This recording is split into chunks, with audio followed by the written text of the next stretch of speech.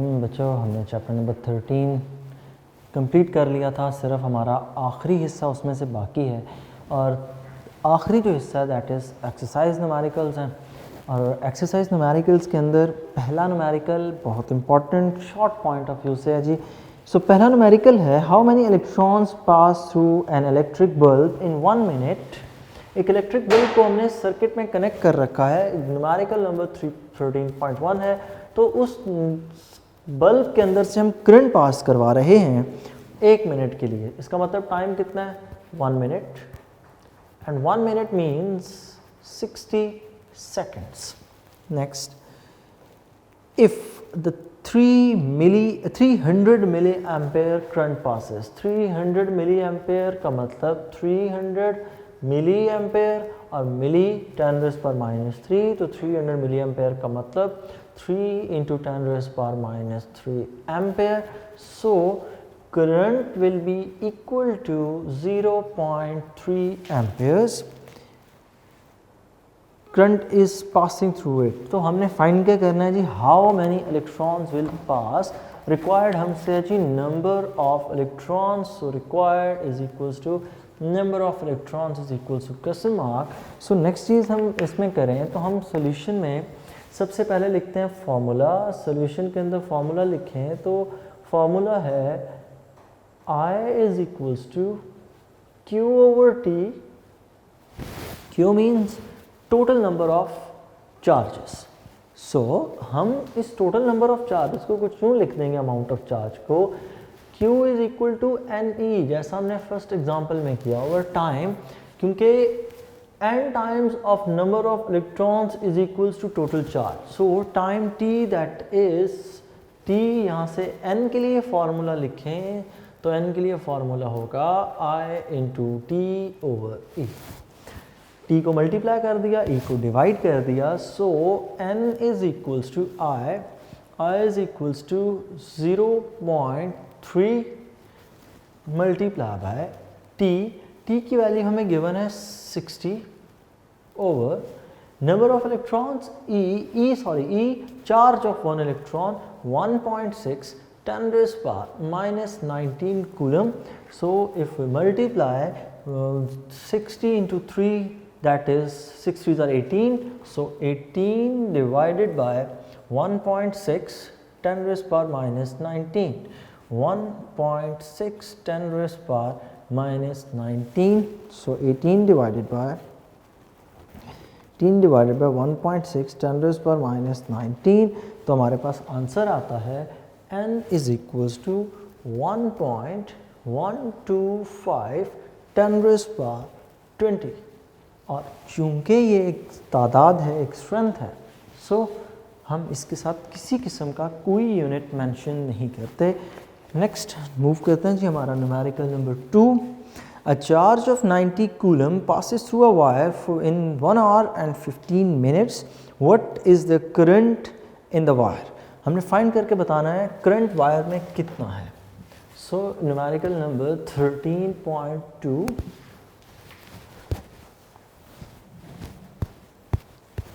Numerical number 13.2, a charge of 90 coulomb. So हमारे पास charge Q की वैल्यू है, Q is equal to 90 coulomb passes through a wire in 1 hour 15 minutes। Time हमें given है 1 hour 15 minutes।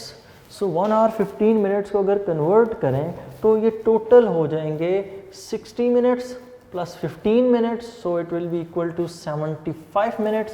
So time को अगर second में convert करें 75 multiply by 60 it is 4500।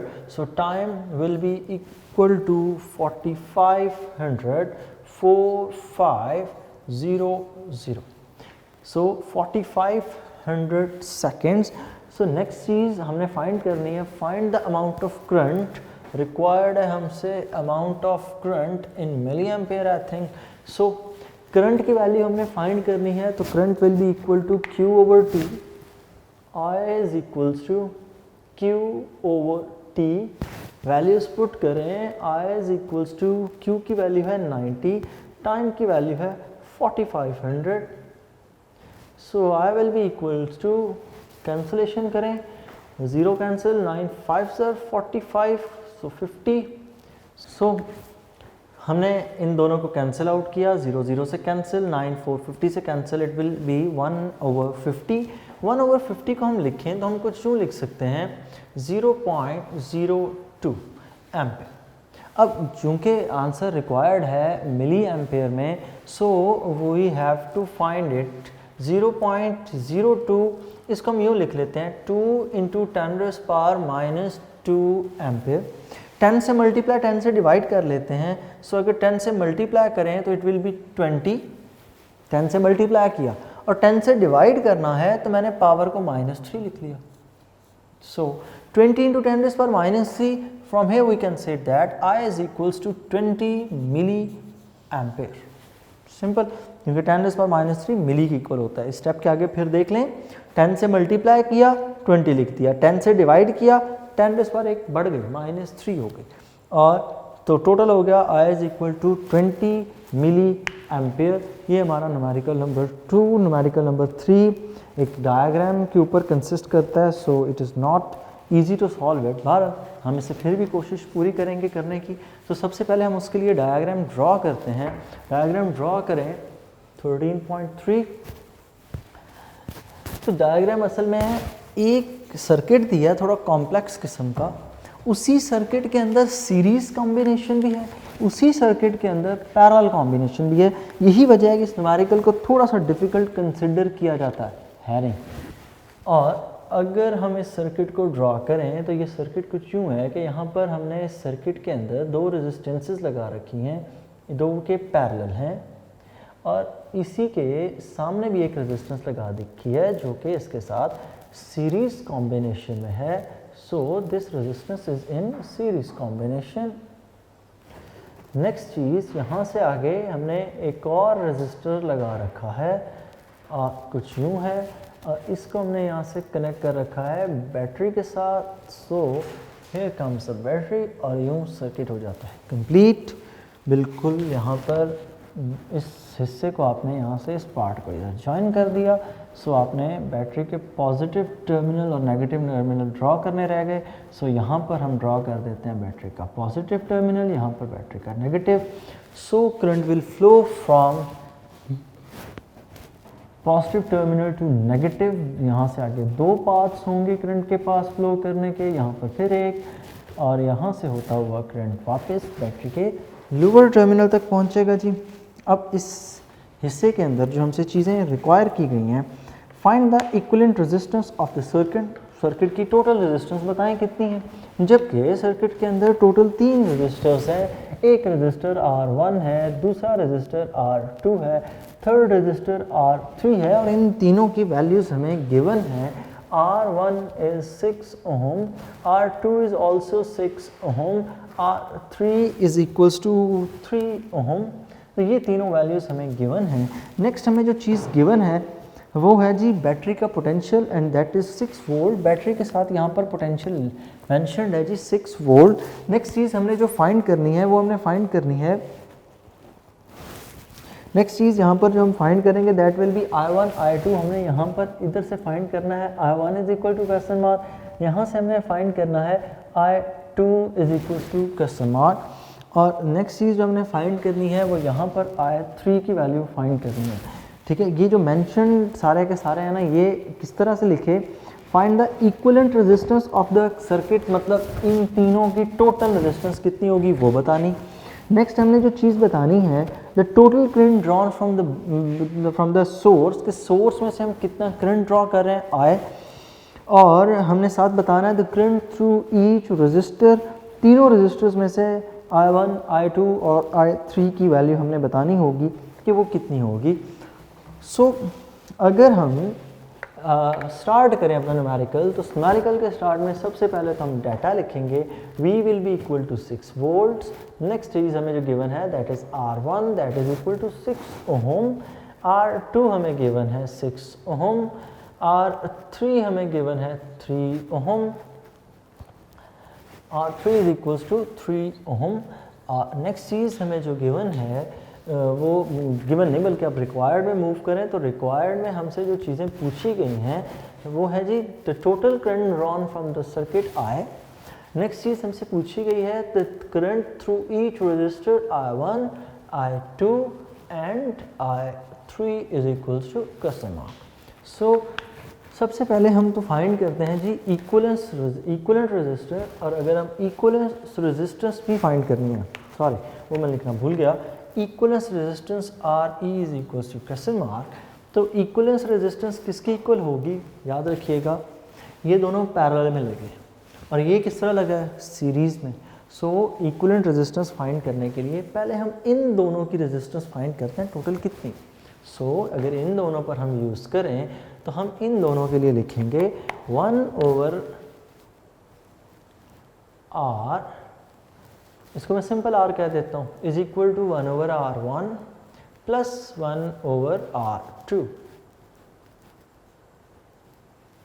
So values put करें, 1/r is equal to 1/3, sorry 1/6 है, 1/6 plus 1/6, और यहाँ से हम सॉल्व करें 1/r is equals to 2/6।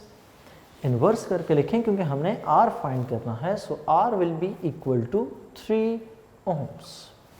Next हमने अब ये भी फाइंड कर ली टोटल रेजिस्टेंस, ये है जी 3 ohm।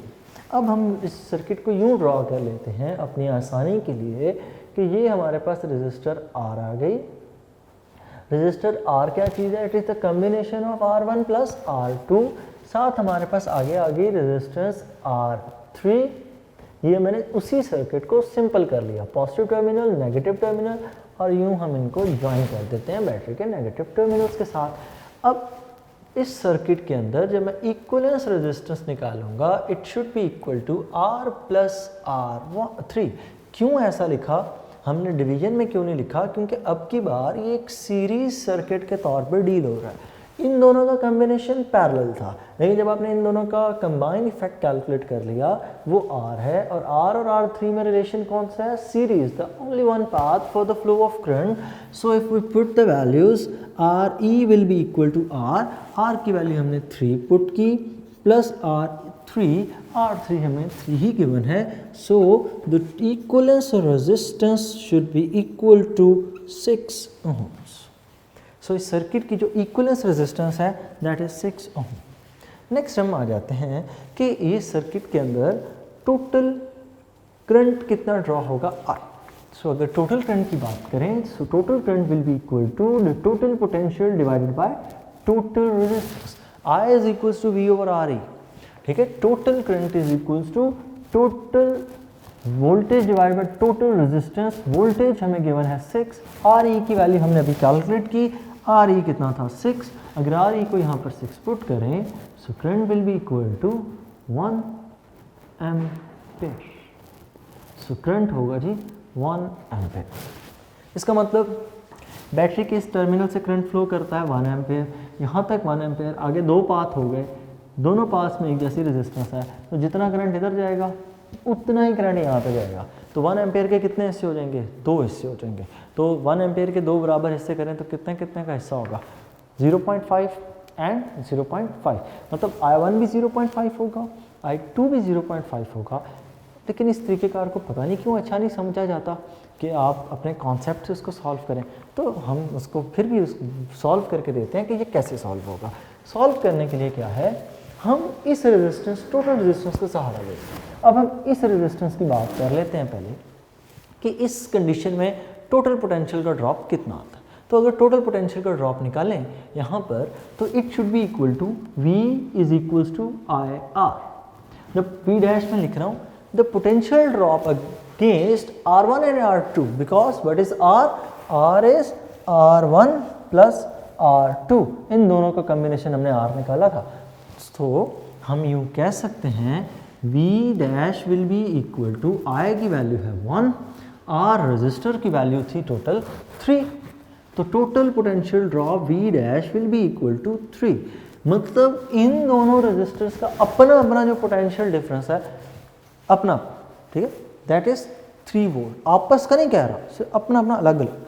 सो अगर मैं इस रजिस्टर के लिए करंट निकालूं so R1 will be equal to पहली resistance R is equals to V over I, और I1 मैं लिखूंगा सही। और यहाँ से मैं अगर I के लिए फॉर्मूला लिखूँ, so I will be equal to V over R1, और I2 के लिए जब मैं लिखूँगा तो मैं कहूँगा I2 is equals to V over R2। Values put करें तो I1 is equals to V की वैल्यू हमने यहाँ पे V डैश वाला पुट होना है क्योंकि हम इस हिस्से की बात कर रहे हैं। यहाँ पर पोटेंशियल है 3, रेजिस्टेंस की वैल्यू है 6, यहाँ पर भी I2 is equal to 3 over 6।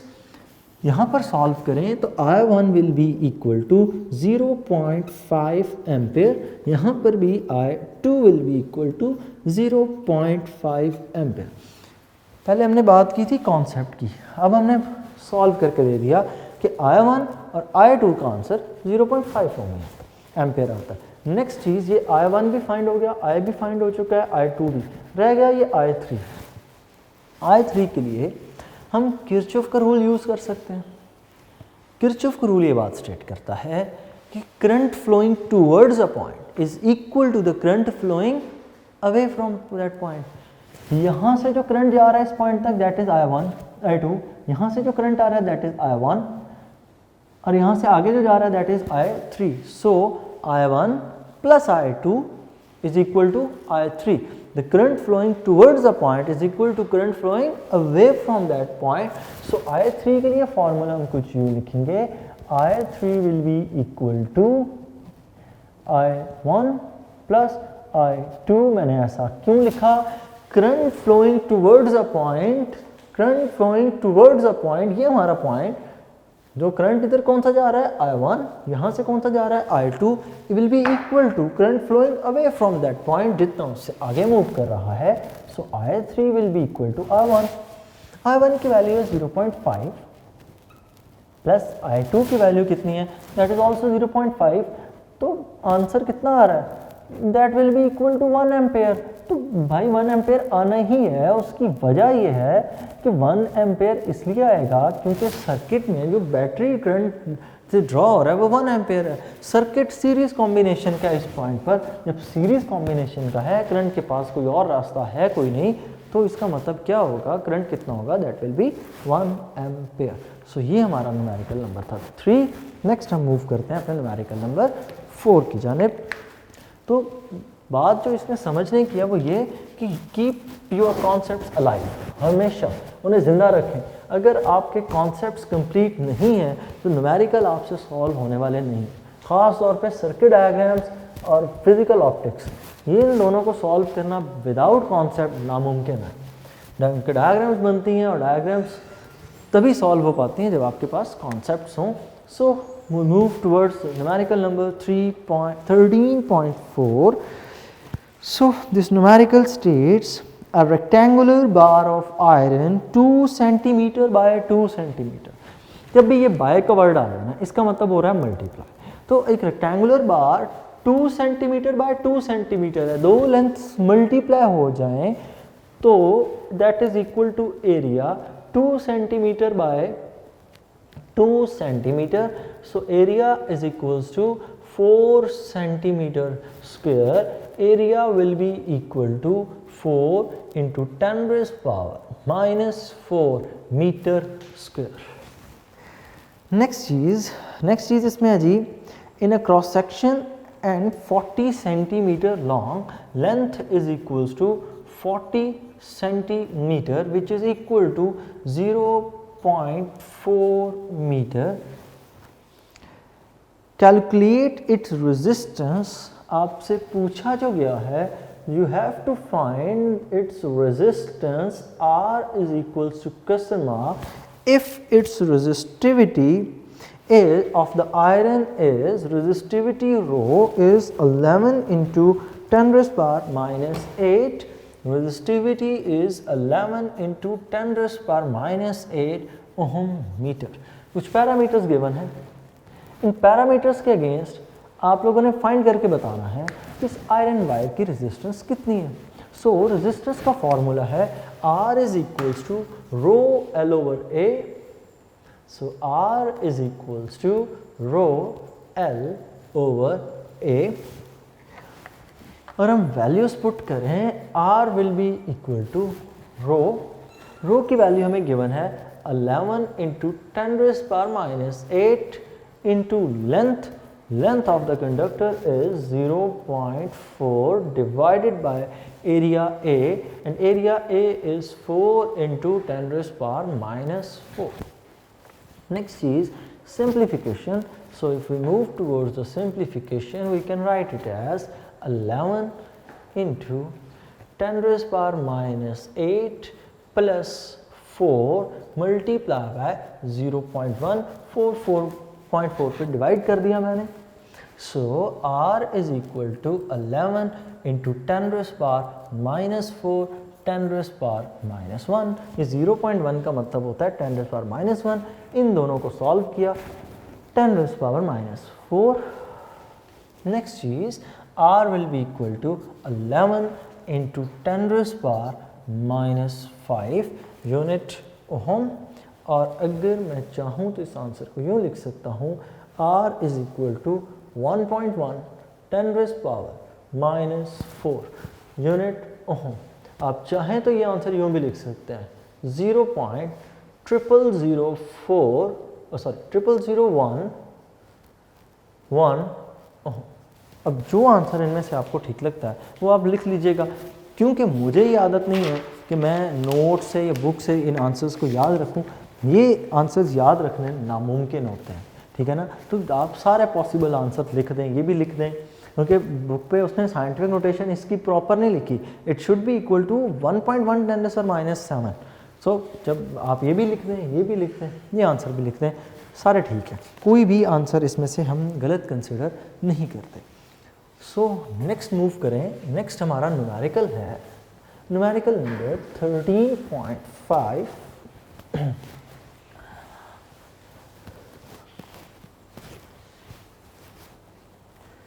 Numerical number 13.5.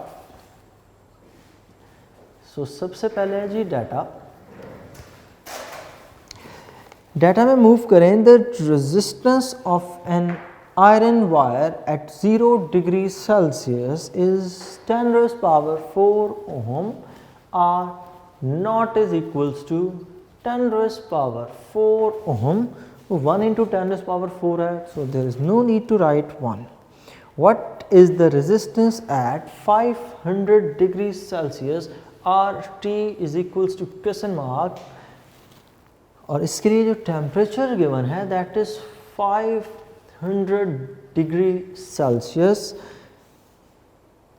If the temperature coefficient resistance of iron is 5.2 10 raised power minus 3, alpha is equals to 5.2 10 raised power minus 3 per Kelvin. यहाँ पर एक गलती होती है और उस गलती को हम इग्नोर भी करते हैं, लेकिन टेक्निकल बुनियादों पे वो गलती ही है. अक्सर हम देखा गया है इस 500 को हम डायरेक्ट पुट करते हैं. हम डायरेक्ट पुट नहीं कर सकते बिकॉज यहाँ पर यूनिट पर केल्विन मेंशन है, यहाँ पर यूनिट डिग्री सेल्सियस है. हाँ ठीक है 500 ही आना है पर केल्विन में कन्वर्ट करके, लेकिन फिर भी आप यहाँ पर टेक्निकली इस चीज़ को ठीक लिखते हुए आप इसको डिग्री सेल्सियस से केल्विन में कन्वर्ट करेंगे. सो सोल्यूशन में मूव करें तो हमारे पास कुछ यूँ होगा. Temperature difference will be equal to T will be equal to change in temperature at T degree Celsius minus आप उसको कन्वर्ट करेंगे T नॉट. अब T नॉट हम कितने पे कंसिडर करते हैं? 0 पे. सो T will be equal to आप इस 500 को केल्विन में चेंज करें. सो इसको केल्विन में चेंज करने के लिए 273 ऐड होगा. 500 plus 273 it will come as 773 T naught. इसको भी आप 0 डिग्री सेल्सियस को केल्विन में चेंज करें, तो अगर मैं केल्विन में इसको चेंज करूं तो it will be equal to like you can say that it is 273, क्योंकि ओरिजिनल जो टेम्परेचर है वो 0 डिग्री सेल्सियस है. 0 डिग्री को आपने चेंज किया तो 273. टी जो आपको गिवन है इस टी को हमने 773 लिख लिया और इसको आप बेशक डेल्टा टी लिख लें, change in temperature. So change in temperature is equal to 500 kelvin. इसको ये कन्वर्जन करना इसके लिए बेहद ज़रूरी है।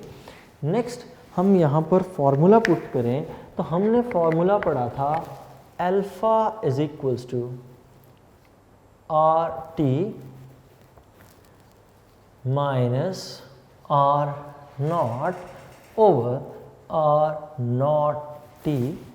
सो वैल्यूज़ पुट करें, alpha is equals to R T हमने फाइंड करना है, तो आर टी को अलग करने के लिए मैं आर नॉट को मल्टीप्लाई कर रहा हूँ। It will be equal to R nought T into alpha which is equals to R T minus R nought. R nought right side पे सब्ट्रैक्ट हो रहा है, इसे लेफ़्ट साइड पे मूव करें, लेफ़्ट साइड पर मूव करने पर ये ऐड होगा। So R T will be equal to R nought plus R nought T into alpha. So RT is equals to R naught is 10 raised power 4 plus R naught 10 raised power 4 into T, that is 500 into alpha, that is 5.2, 10 raised power minus 3.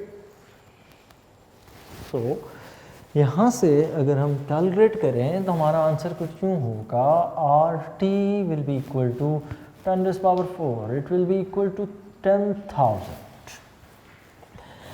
plus 500 into 5.2, 10 raised power 1, 10 raised power 4, 10 raised power minus 3, cancellation 1.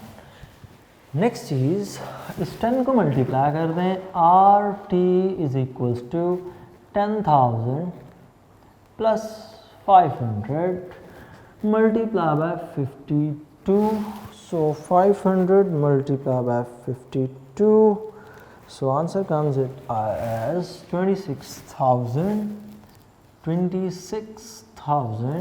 और यहाँ पर 10,000, और इन दोनों को अगर मैं add करूँ, resistance at T degree Celsius will be equal to 10,000, 26,000, it will be equal to 36,000 ohms. And you can also write it as RT is equals to 3.6 10 raised power 4 ohms. So ये था जी हमारा numerical number 13.5. Next जी इसमें numerical रह गए हमारे पास 6 और 7 and 8, 3 numericals और हैं। तो इनमें से नेक्स्ट न्यूमेरिकल हमारा है जी, नेक्स्ट न्यूमेरिकल है calculate the terminal potential difference of each cell.